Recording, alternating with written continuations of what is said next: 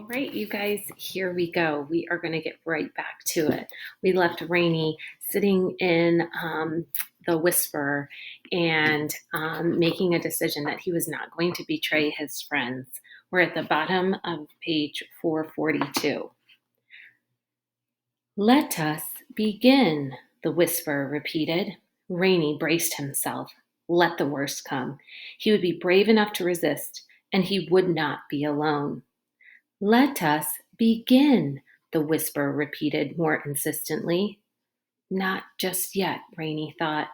Let us begin. First, let me polish my spectacles, Rainy thought. Let us begin. Not without my bucket, Rainy insisted. He heard Mr. Curtin muttering behind him. Let us begin. Let us begin. Let us begin. Rules and schools are tools for fools, Rainy thought. And then, as if he had conjured her, Rainy heard Constance's shrill voice.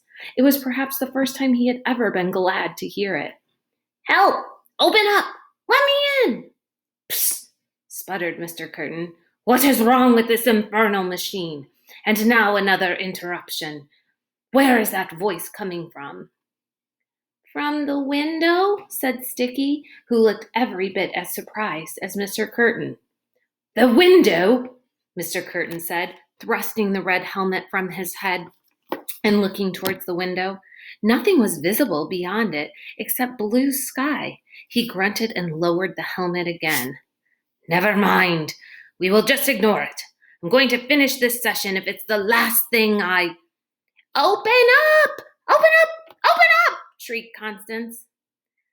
That's going to be difficult to ignore, sir, Rainy said, as Constance continued to shriek.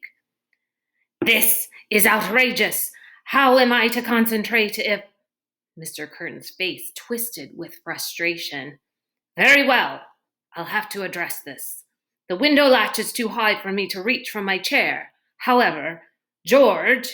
He glanced suspiciously at Sticky, then shook his head. No, George, you stay where you are. Reynard, go and see what the trouble is. The cuffs unclasped his wrists. His helmet went up. Rainy needed no prodding. In an instant, he was across the room and scrabbling at the window catch. He flung open the window pane and looked down.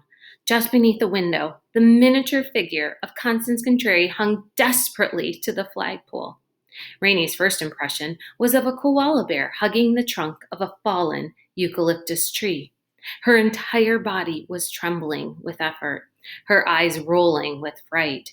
She had good reason. The least slip would send her plummeting down to the rocky ground. Nor apparently was the ground a safer place to have remained, for there Kate was engaged in a furious struggle. Rainy's heart swelled with pride and hope. It might be bad, but it wasn't over. The girls weren't captured yet. Well, Mr. Curtin demanded from across the room, what is it? Sticky was watching with a hint of new hopefulness. Rainy kept his face turned away. He must not reveal his smile to Mr. Curtin. It's those children SQ mentioned, sir. One appears to have been apprehended. The other is stuck on the flagpole outside the window.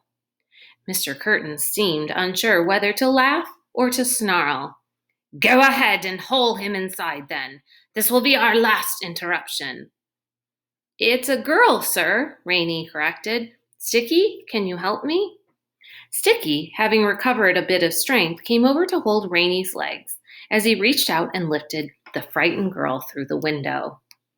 Well, well, well, Constance Contrary, said Mr. Curtin, with apparent satisfaction, just as I suspected. I knew all along you weren't to be trusted. In fact, I would have taken care of you long ago, had it not been for...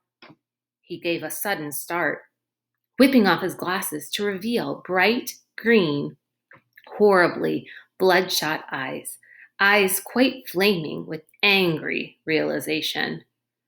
Had it not been, he repeated, turning those eyes now on Rainy, for you. Mr. Curtin threw his silver glasses to the floor, as if without them he would have seen the truth much sooner. And then, to the children's great confusion and horror, the fearsome man unstrapped himself, rose from his wheelchair to stand at his full alarming height. And he strode across the room to seize them. Kate Wetherall, meanwhile, was fighting for her life. Martina Crowe had been hoping for just this sort of occasion, an opportunity to exact revenge for past humiliations. And now Jackson and Jilson, never the most delicate creatures to begin with, were equally determined to knock Kate about, having been embarrassed, not to mention bruised, by her bucket. Kate might be clever and quick as a fox, but she was a weary fox now, and one among the hounds. Still, she had managed to inflict some unpleasantness. In addition to the knot on Jackson's head, his pointy nose was swollen and red, where she'd pinched it to encourage her release.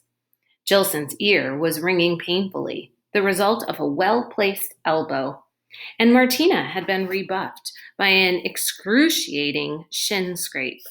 The executives circled her more warily now, looking for the right moment to renew their attack. Kate crouched, watching them carefully, her lasso at the ready. For once, Constance had followed Kate's advice, had untied herself so the executives couldn't yank her down, and the rope was now free. The others circled and circled, eyeing the lasso, looking for a weakness. But it was Kate who saw one first. Martina had taken an awkward step and was slightly off balance. Kate feinted to the side, moving as if to flee, and when Martina lunged to stop her, Kate snared her ankle with the lasso and jerked her off her feet. Martina landed in the dust with an angry growl. It was an excellent throw, but it was also the beginning of the end. Before Kate could let go of the rope, Martina grabbed it and heaved. Kate was pulled off balance, and Jackson chose that exact moment to give her a shove. And no gentle shove at that. It was as if she'd been struck by a ram. Kate went reeling, trying to catch herself. But it was Jilson who caught her. The next few minutes were wretched ones indeed. Kate's ears were boxed, her hair pulled, her cheeks pummeled with Jilson's bolt-like knuckles. And though she withered and twisted, swung her fists and kicked her feet, she could do nothing to stop them. Kate had told herself she could handle the executives, but she had been fooling herself, just as she had fooled herself for so long. She couldn't do everything by herself. She realized that now. Kate stopped struggling. Why struggle? She was of no use now to her friends, herself, or anyone. She was completely overcome, helpless and alone. The bitter irony wasn't lost on Kate. The moment that she finally admitted to herself she needed help, there was no help to be found. As if reading her thoughts, Martina hissed, "Now you realize how outclassed you are, don't you, Wetherall? I don't blame you for giving up." "Don't kid yourself, Martina," Kate mumbled through her bloody lip. "I'm just taking a nap while you yammer on." This infuriated Martina, and as Jackson and Jilson redoubled their grips on Kate's limbs, the raven-haired girl prepared to unleash her most vicious attack yet. Stepping back to get a running start, she cried, "I'll kick you until you cry for mercy, Wetherall. I'll make you suffer until you beg me to stop. I'll beat you until you admit I'm the best. "You'll do no such thing," said an unfamiliar voice, followed by 3 successive upon which Martina's eyes crossed. Jackson and Jilson sighed, and all 3 of them collapsed on the ground unconscious, dart feathers blooming from their shoulders as if by magic. Where Martina Crowe had been, Milligan now stood with his tranquilizer gun, covered from head to toe in slimy black mud, his left arm in a sling fashioned from an executive's blood-stained tunic. Milligan, wonder of wonders, was grinning at Kate with joyous eyes. That was why his voice had seemed unfamiliar. It was cheerful almost. She hadn't recognized it at all. And yet, staring at him all the while, Kate rose unsteadily to her feet. And yet, something about those eyes, there was something familiar about him. After all, something. Sorry it took me so long, Katie Cat, said her father. Just got goosebumps. Kate's dad. Milligan. Milligan. Milligan. All right. Come back and read more later.